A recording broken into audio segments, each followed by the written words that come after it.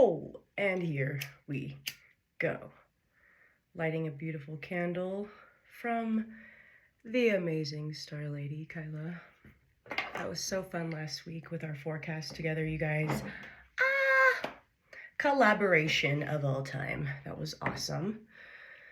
Today I'm coming at you with my new morning routine. If you can peek in there, I've got some apples in my water. Doing a new Chinese morning routine to help the skin, help the digestive tract, help feel more clear and present in our bodies. Whenever we start and implement a new routine, we really feel all that resistance and hesitation energy come up.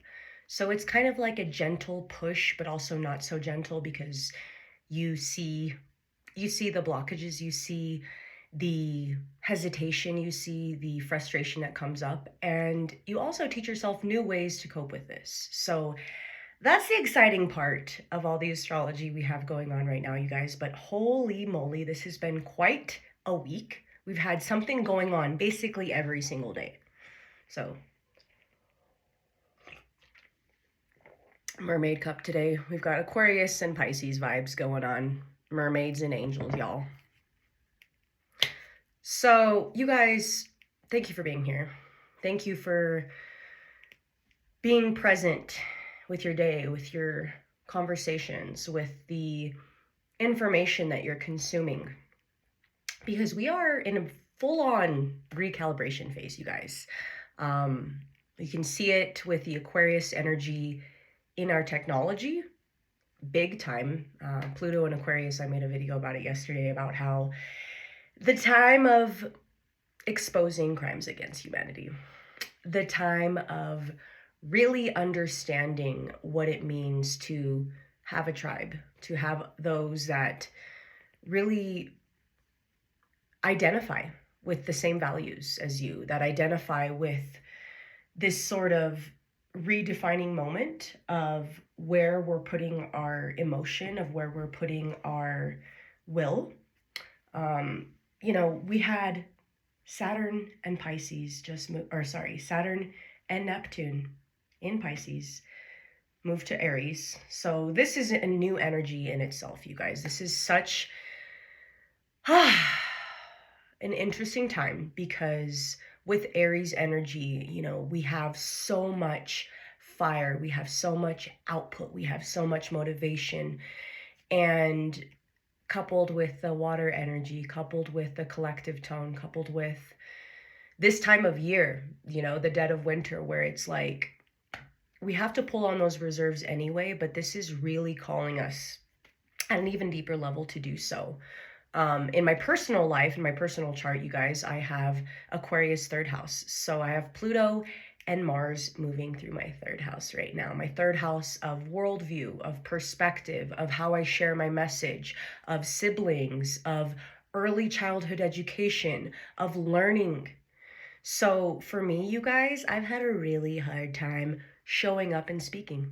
Like straight up, I've had a hard time making content, because as soon as it comes out, it's almost like I'm already on a different thing, on a different paradigm, on a different belief of the constant discerning of energies that we have to take in with the information that we're taking in. I feel like we're like little rats in the freaking science lab right now, of just like, what is going on? What are they doing to our psychological mental state right now? Like, what is this? And Aries is the body, you guys. It's the consciousness. So this is asking us to step into a new level of consciousness and to literally erase any and all outdated systems, where it's something that you just don't identify with anymore. You don't have the same value systems. You don't have the same belief in that.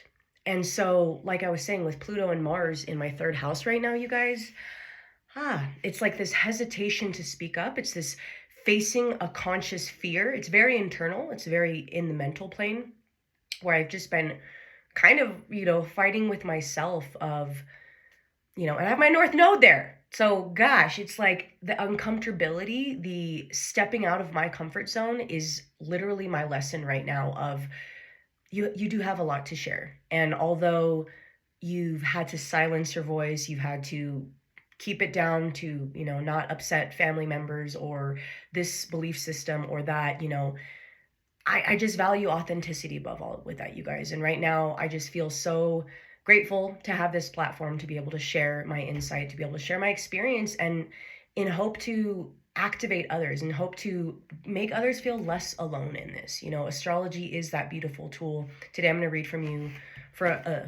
read to you from Planets in Transit by Robert Hand and go over this big old conjunction we're walking into tomorrow, you guys. I'm recording this on Thursday, but I'll be, dropping it on Friday. But you guys, tomorrow we have that big conjunction, and I had to do it today because I'm almost like, tomorrow's going to be a lot. My 5th house is loaded right now, okay? That is where I have Aries, and so Saturn and Neptune are there, and so it's literally dissolving beliefs I have about myself, you guys, of my creative output, of what I should be sharing, of how I may come off. It's like, wow, thank you, Aries, for freaking putting some fire under me to be like, we're done with that, okay? And that's where we're at a lot, you guys. For the whole collective, we have this defining moment. Uranus is having us break through, really, really help us with that perspective shift, with that, holy, my gosh, this is beyond me. This is the collective. This is the world impact, and the exposure level that we're being exposed to right now. What's happening with that? Well, it's activating our own personal traumas. It's helping us readdress, redirect where we need to focus our energy, and we need to see what story for ourselves needs to be going to go back to and heal and look at and address the wound properly and heal and release that. So it's definitely been a lot.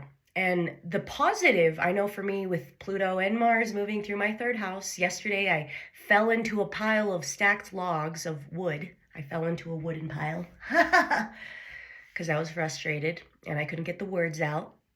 And it's like, oh my gosh. Sometimes we just have to look at things at a very literal, practical level of what Spirit is trying to come, bring through to us and teach us. So we're really seeing this time of coming together with that common goal, with what we need to face. This is addressing the illusions in our own world, in our own life, and also collectively. The outer planets are our collective temperature, are our collective motive and movement, right? So this is really a period of this great dissolve, you guys. We have this ending, this karmic chapter that's being, worked through. And it's in Pisces, it's messy. It's the North Node, the collective dream of, we need to have a better place for the whole world, for everybody, for everyone in humanity. We need to fix some things. This is the messy part of the movie. This is the freaking, where we're left with like, okay, how are we going to pick up the pieces? And that's what Aries teaches us, you guys. Sometimes Aries doubt themselves so much of like, am I going to be able to do this? And it's like, we're counting on you. We're counting on the Aries part of our chart to really step out of our comfort zones and really integrate that breakthrough, really integrate what's happening for you on that personal level and go back to the basics. I'm going back to the basics with so many different things. I'm like, oh, wow, my yoga practice, my healthy routines, my just even my journaling practice. Like there's so many different things that we're like, hold on. Let me take a second back from this social media realm world of confusion and distraction and misinformation and right information. And what does that mean for me? Like it's this constant discerning process, and it's so much on our mental load right now, you guys. It is important. It is so crucial to take breaks and to literally detach from that and know that you have your own thing going right now. And I know that, it's this blend of that Aries energy of the self, the individual will, but it's also Pisces with this collective energy and the collective dream and motive to really just step up and level up, you guys. So from this planet in transit. This is one of the best ones. When we're looking at astrology, just going to a very basic level, you guys. Where's my other? Oh, here we go. A very basic level is seeing the transits we have going on currently. For example, the big ones being Mars and Pluto and Aquarius. So I look at where I have Aquarius in my house, 3rd house, and I see what that looks like for me. Okay, well, on my worldview and on my lens. And it's like, well, now really is the time to share your process, your worldview, your tips, your encouragement, your positivity, your message of hope, you know? And so you guys are amazing. Thanks for being here and receiving.